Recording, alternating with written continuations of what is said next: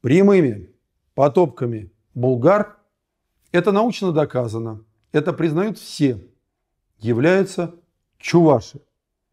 Почему так сложилось?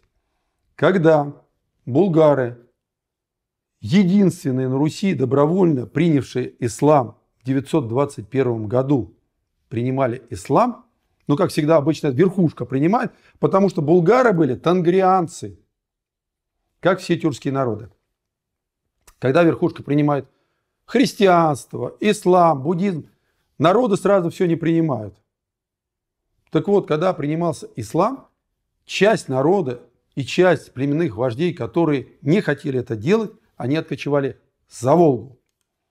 Когда на Русь, на Кавказ и на Волгу в Болгарию пришли татаро-монголы, то первоначально в первом походе булгарам, в отличие от битвы на Калке, булгарам удалось разгромить татар-монголов.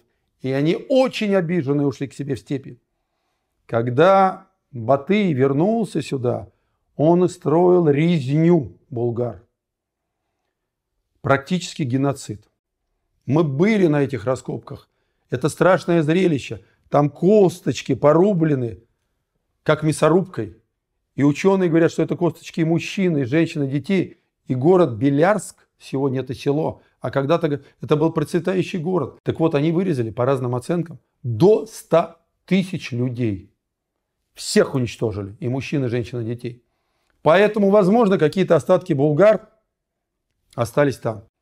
Минимальное количество булгар осталось на землях нынешней Казани. Но осталось.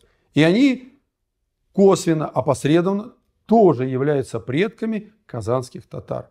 Но основная и прямые наследники являются чуваши. По расшифровке даже тех камней, которые лежат сегодня в городе Булгаре, это чуваши. Этот народ также интересен тем, что остатки авар, когда бежали сюда, они тоже влились в этот народ. Чуваши вообще уникальный народ, и хочется о них рассказать много интересного. Возможно, будет когда-то фильм «Силы», и мы расскажем это. Вот такой интересный, уникальный народ живет у нас, и чуваши могут этим гордиться.